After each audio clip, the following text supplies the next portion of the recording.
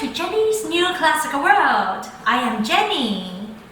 Do you know there were some unfortunate composers who had such short lives but have tremendous impact to the modern world and the posterity?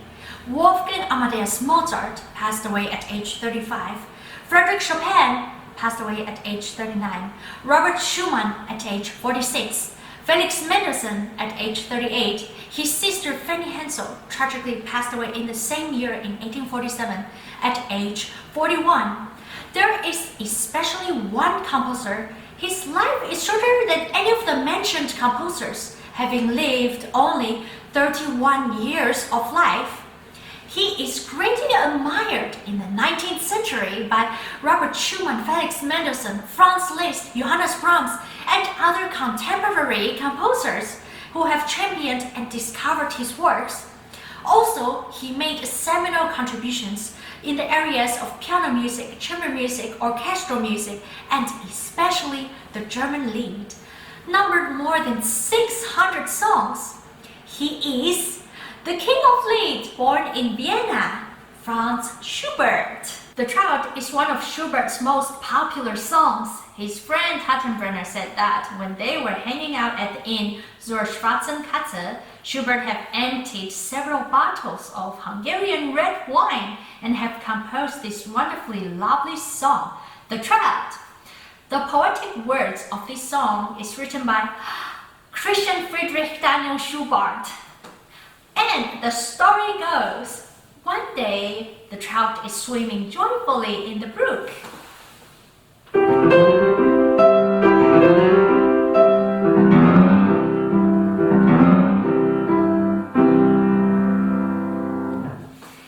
At a peaceful countryside, we are standing on the bank, enjoying the scene of the lively fish swim.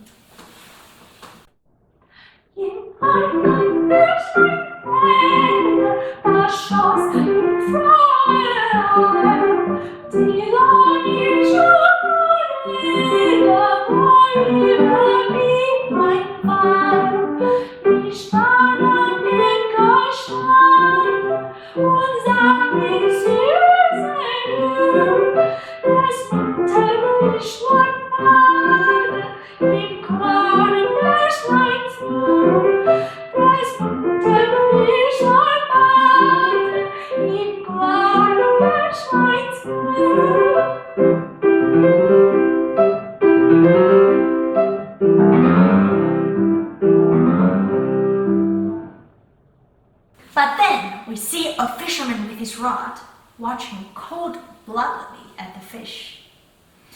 Instead of waiting, the fisherman muddied the water and caused the trout to lose sight and panic in the water. Suddenly, we see the fisherman capture the trout. Oh no!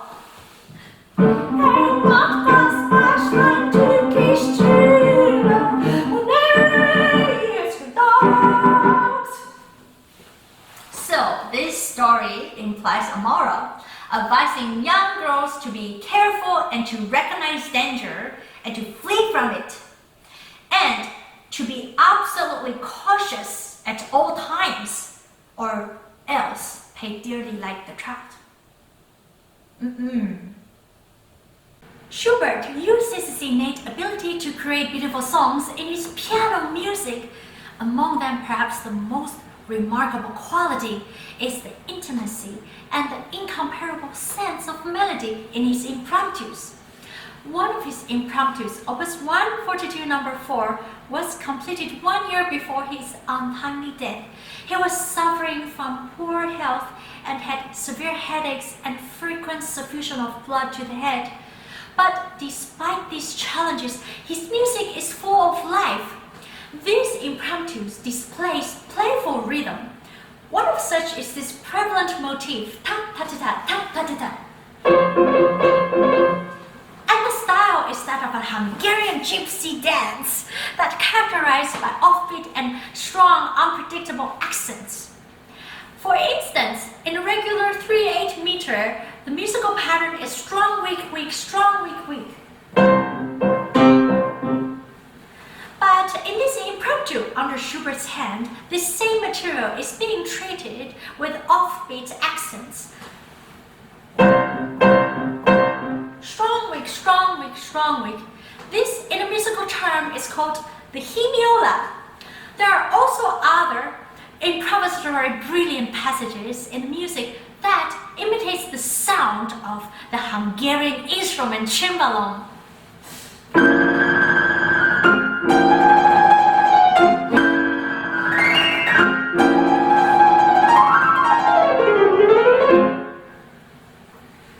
Let's share this wonderful Schubert impromptu together.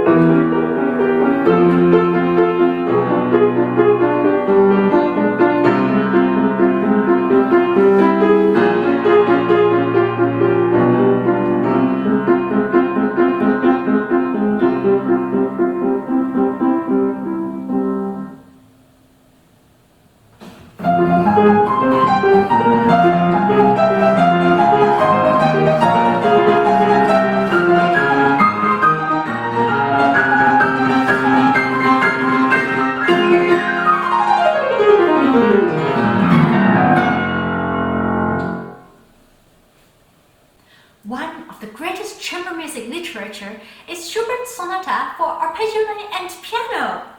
When Schubert was composing this piece, he was writing for the newly invented instrument, the arpeggione, which is a fretted six-string bowed guitar that's bowed like a cello, tuned like a guitar, and belongs to the viol family, which is a very unique instrument.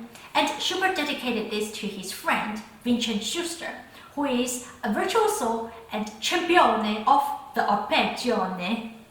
But long after Schubert's death, the arpeggione was no longer fashionable.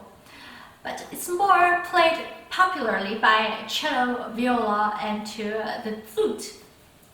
The first movement of this arpeggione sonata is generally very graceful. You can see, hear, sense, feel the relationship between piano and the viola is like friends having intimate conversations.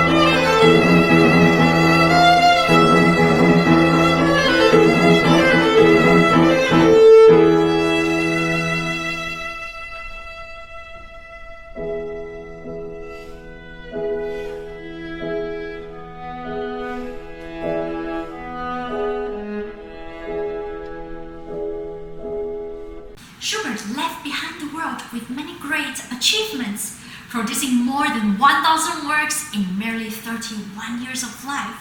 There are yet more wonderful stories about him.